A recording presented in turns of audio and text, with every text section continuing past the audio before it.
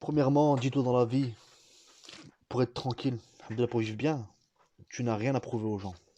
Dis-toi, tu as que à prouver à Allah subhanahu wa ta'ala. Pour la ligne. Si tu veux vivre tranquille, apaisé, alhamdoulilah, c'est ça le chemin. Parce que il y a deux catégories dans cette vie-là. Les gens de dunya ou les gens de la religion. Premièrement, les gens de la religion peuvent faire des choses, mais pour plaire aux gens. Pour qu'ils disent, mashallah, lui, tu vois. Ça, c'est caduc, ça. Allah subhanahu wa ta'ala, il n'accepte pas. Ça s'appelle un shirk khfif, caché. Et deuxièmement, il y a des gens, dans le dunya aussi, ils cherchent une réputation, tu vois, pour dire, ah, mashallah, lui, il a de l'argent. Ah, mashallah, lui, c'est un khatar. Tu vois, ça, c'est le nefs, l'ego. Tu vois, le nefs, il faut l'écraser.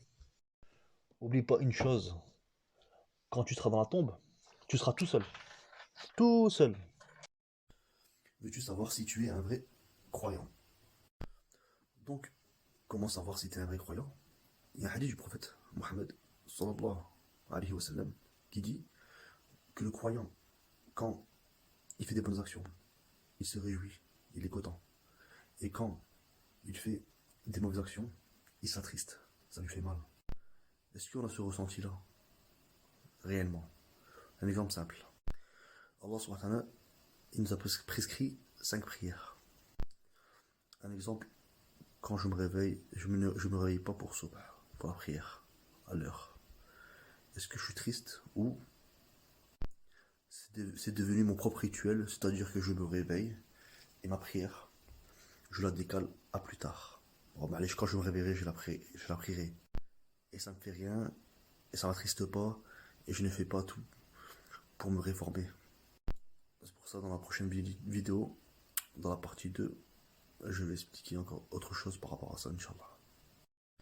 Donc la suite par rapport aux croyants, parce que le prophète, Mohammed sallallahu alayhi wa sallam, dit que face aux choses de la vie, tu vois, aux épreuves, ces choses-là, le prophète il dit, Ajib, elle est étonnante, l'affaire du croyant. C'est vraiment étonnant son affaire. Subhanallah. Parce que ça étonne quand même. Hein. Ça étonne beaucoup. Pourquoi? Parce que le prophète, il dit, quand le croyant il lui arrive du bien dans sa vie, qu'est-ce qu'il fait? Et quand il lui arrive du mal, il patiente, et c'est aussi un bien pour lui. Tu te rends compte, subhanallah? C'est-à-dire que dans l'affaire du croyant, tout ce qui lui arrive dans sa vie, c'est que du bien, subhanallah. Comment on peut se plaindre? C'est pour ça que le vrai, alhamdulillah, en profondeur dans ton cœur, parce que ça se voit dans les épreuves, tu vois. C'est-à-dire que, comme un exemple, le fait de shukran, shukrillah. Shukrillah, shukr, c'est quand on te donne quelque chose et tu remercies, tu vois. Alhamdulillah, c'est que tu es reconnaissant quand on te donne et aussi dans le malheur, subhanallah. Mais comme j'avais dit dans la vidéo précédente, par rapport au croyant, c'est quoi le croyant? Tu vois, quand il fait du bien, il réjouit, quand il fait du mal, il s'attriste. Je vais faire une autre partie pour poursuivre ce sujet-là, Inch'Allah, la partie 3. Car il faut être préparé, tu vois. Parce que Dieu, il nous dit لَقَدْ خَلَقْنَا الْإِنسَانَ فِي كَبَدٍ. Donc Allah, il a dit, j'ai créé l'homme, certes, pour une vie de lutte. Donc on est au courant, tu vois. C'est-à-dire que voilà, la vie là, c'est une vie, car Allah nous a mis en épreuve. وَلَنَبْلُوَنَكُمْ بِنَ الْخَوْفِ وَالْجُوعِ وَالنَّقْصِ مِنَ الْأَمْوَالِ وَالنُّفُوسِ وَالثَّمَرَاتِ فَبَشِّرِ الصَّابِرِينَ. Allah subhanahu wa ta'ala, il dit quoi? Il dit, je vais les... quand Allah il utilise là, dans ce mot-là en arabe, c'est avec certitude, tu vois. Allah, il va nous éprouver, tu vois. تبارك الذي بيده الملك وهو على كل شيء قدير خلق الموت والحياة ليبلوكم أيكم أحسن عملا. Allah il dit j'ai créé la vie et la mort pour vous éprouver, tu vois, pour savoir qui est le meilleur en action, tu vois, c'est ça. Une fois que tu as compris ça, subhanallah, c'est facile. C'est pour ça que j'ai dit, Allah il dit que j'ai créé l'homme, certes, pour une vie de lutte, tu vois. Ça veut dire que c'est pas, faut pas se dire ouais, c'est la vie elle est facile. On sait très bien, Allah il nous a prévenu. Donc après, il faut pas qu'on fasse les étonner, tu vois, à se plaindre, à s'énerver. Mais non, Allah il a dit. On oublie qu'Allah, tout vient d'Allah, subhanahu wa ta'ala. Qu'Allah nous fasse comprendre. Je vais poursuivre, Inch'Allah. Je vais faire la partie 4, Inch'Allah, pour poursuivre le sujet, pour pas faire des très longues vidéos. Donc, comme je disais, Allah subhanahu wa ta'ala, il va nous éprouver par Allah il nous a dit avec certitude, Wala nabluwannakum. Wala nabluwannakum. C'est-à-dire que je vais vous éprouver, tu vois, c'est sûr. Donc on est au courant, tu vois. Et comme je dis, laqad khalaqna al-insana fi kabad. Donc j'ai certes créé l'homme pour une vie de lutte. Donc comme je dis, on est au courant, tu vois. Tu vois. Même les humains, quand ils étaient dans le monde dans ce matin-là, dans le monde des cieux, Allah, avant de les mettre sur terre, il dit, ne suis-je pas votre Seigneur? Chaque créature a dit Bala. Si bien sûr, il y aura la peine, t'es notre Seigneur. Et après on est sur terre, et on a oublié ce pacte-là. Donc, comme je disais, un exemple, quelqu'un qui sait qu'on est créé dans une vie de lutte, c'est-à-dire un exemple, tu vas dans un ring de boxe, même si la boxe c'est haram, parce que tu tapes au visage, tu fais mal à la personne. Donc, tu es au courant qu'en face de toi, tu as un adversaire. Donc, qu'est-ce que tu vas faire? Tu vas te défendre, tu vas t'entraîner, tu vas mettre des coups, tu vas prendre des coups, mais tu es au courant, tu vois. Tu vas pas commencer à te plaindre et tout, pourquoi le gars il me frappe là, qu'est-ce qui lui arrive à lui? Je me dis, oh, qu'est-ce qui se passe? Moi j'ai rien fait, il me frappe comme ça, tu vois. Mais un exemple, je sais pas, tu marches dans la rue, et tu passes dans un endroit, et t'as rien demandé, et quelqu'un il te frappe, il te tabasse. Là, je veux dire, oh, comment ça se fait là? J'ai pas été prêt, tu vois. J'étais pas prêt à ça, ce gars il est plus fort que moi, il m'a défoncé, tu vois. Donc c'est pareil, tu vois. La vie c'est ça. On sait très bien qu'il y a un combat à faire, tu vois. Donc il faut tout simplement comprendre. Une fois qu'on a compris, alhamdoulilah, on va avancer vers Allah subhanahu wa ta'ala. Inch'Allah, je vais poursuivre dans une autre vidéo, Inch'Allah. Donc n'hésitez pas à rentrer dans mon compte. Donc ça sera la partie 4. Allah il dit quoi? Fabashir sabirin.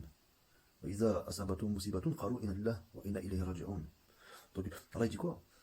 Fais la bonne annonce aux patients, ceux qui sont patients, qui se résignent au moment des épreuves, au moment des musibas, des problèmes. Et qu'est-ce qu'ils disent? Inna lillah wa inna ilayhi raji'un. Ils ont compris. On appartient à Allah. Et vers lui on va retourner. Tout ce qui vient, ça vient d'Allah. C'est là, voilà, je vis avec Allah subhanahu wa ta'ala. Alhamdulillah, il a écrit 50 000 ans avant l'existence. C'est le qadar, c'est le maktoub. Alhamdulillah. Allah, qu'est-ce qu'il dit? Ulaika salawatun min rabbihim wa ulaika hum al-muhtadun. Donc Allah il dit, ils vont avoir ceux-là, ils ont la miséricorde de leur Seigneur. Et ceux-là, c'est eux, ces gens-là, les guidés. On cherche à guider. Allah il dit, c'est ces gens-là les guidés. Tu vois? Ils ont compris face aux épreuves de la vie, qui vont retourner vers Allah. Et que ils disent alhamdulillah, vraiment du cœur, tu vois, dans le bien et dans le mal. Et je vais vous raconter une petite histoire sur ça, Inch'Allah. Je vais dans la partie 5, Inch'Allah. Ok, n'hésitez pas à rentrer dans mon compte et allez voir. Donc là, par rapport au verset que je vais parler, par rapport aux épreuves et tout, il y a, Inch'Allah, tu vois, il y a une dua, il y a un hadith, franchement, Inch'Allah, agile, tu vois. C'est une histoire, c'est avec Salama et Abu Salama. Et une fois, voilà, son mari, bref, il a décédé, et elle était vraiment attachée à son mari, il avait beaucoup de qualités, et elle s'est dit, comment je vais faire pour trouver un meilleur homme que lui? Pour elle, c'était impossible, tu vois. C'était impossible. Alors, ce matin, il lui donne, Inch'Allah, un meilleur homme, pour elle, c'est le meilleur homme de toute la planète, tu vois. Voilà, bref, elle s'est rappelé que son mari lui avait enseigné une dua, une invocation. Quand il t'arrive un malheur, tu dis cette invocation-là, et par la cause de cette invocation-là, Allah subhanahu wa ta'ala, il va changer ce mal-là, ce musiba, en quelque chose de meilleur.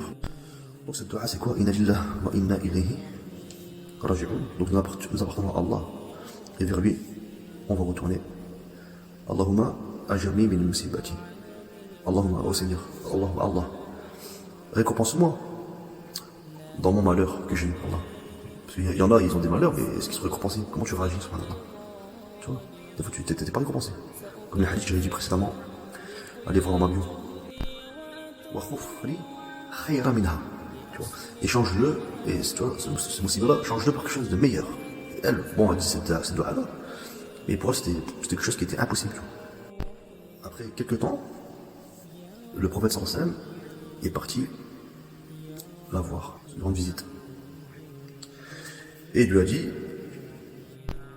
je viens demander ta main. Pourtant, le prophète sallallahu alayhi wa sallam ne savait pas qu'elle avait fait cette dua, ou quoi, cette femme-là. Bref, il savait qu'elle était seule et tout, elle était veuve et tout. Il ne savait pas qu'elle avait fait cette dua. Et subhanallah, elle était choquée. Son mari, machallah, il a peut-être beaucoup de qualités, mais le prophète Mohammed sallallahu alayhi wa sallam, il est venu lui demander la main, subhanallah. C'est pour ça qu'il ne faut jamais désespérer quand on dit avec Allah subhanahu wa ta'ala. C'est pour ça que tawakkul ala Allah, quand on se remet à Allah subhanahu wa ta'ala, Allah il nous donne la subsistance où on ne s'en rend même pas compte, tu vois. Là, je vais continuer une vidéo, Inch'Allah. Vous avez qu'à aller voir dans ma bio. Donc, l'islam, c'est quoi? Il y a l'islam, il y a l'iman ou l'ihsan.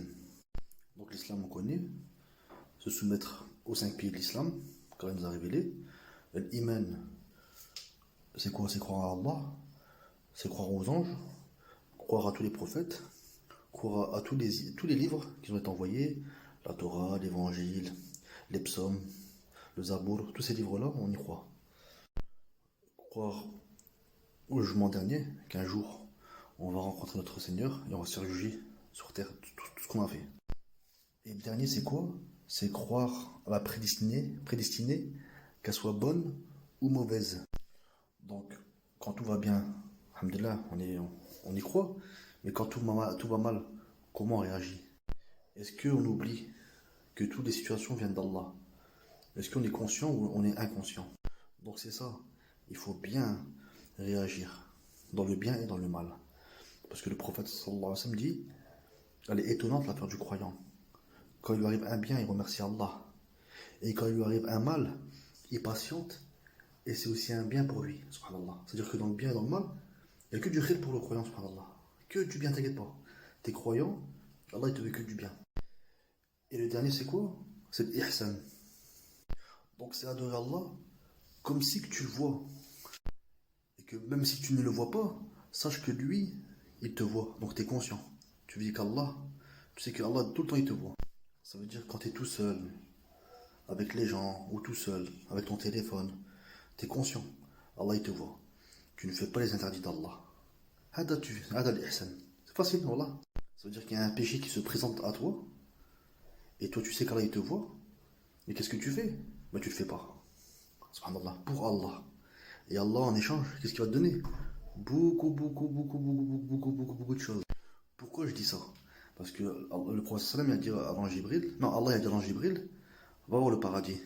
Et quand lui a vu le paradis, mashallah, il a vu tous les bienfaits, mashallah, les plaisirs. Il repartit voir Allah. Et Allah lui a dit si les croyants ils voient le croyant, ils vont tous rentrer, Inch'Allah. Après, il lui a dit, va voir le paradis. Et regarde, qu'est-ce que j'ai entouré. Et là, il a vu tous les passions, les désobéissances, les efforts d'une nefs à faire et tout. Il est revenu voir Allah, il a dit, je pense que personne ne va au paradis. Et après, Allah lui a dit à Jibril, va voir l'enfer. Il est parti voir l'enfer, il a dit, qu'est-ce que tu as vu? Il a dit, ah, c'est atroce. Là, on ne peut même pas imaginer l'atrocité. Subhanallah. Et il a dit, je pense qu'il n'y a personne qui va rentrer en enfer. Il a dit, regarde, qu'est-ce que j'ai entouré. Et quand il est reparti, il a vu tous les passions, tous les péchés, toutes les désobéissances, tout ça. Il est reparti voir Allah. Il a dit, je pense que tout le monde va rentrer en enfer. Qu'Allah nous en préserve. Donc c'est ça, Habib Kiram, faire un effort sur son âme bestiale. Pour Allah. Tout ce que dit entre toi et Rabbi. Et Rabbi en échange, qu'est-ce qu'il va te donner? Il va donner beaucoup de choses. Déjà sur terre, il va donner de la lumière. Subhanallah. Car Rasulullah sallallahu alayhi wa sallam, il dit quoi? Il dit le croyant, il voit avec Nourillah. Le croyant, il voit avec la lumière d'Allah, subhanahu wa ta'ala. Donc Allah, il va donner beaucoup de lumière, machallah, sur terre. Beaucoup de choses, le bonheur intérieur. Même si tu as des épreuves comme les montagnes, Allah, il va t'assister. Et voilà, faire beaucoup d'efforts. Faire pour Allah, la sincérité. Je sais qu'il me voit, je ne fais pas le péché. Pour qui? Pour Allah, subhanahu wa ta'ala.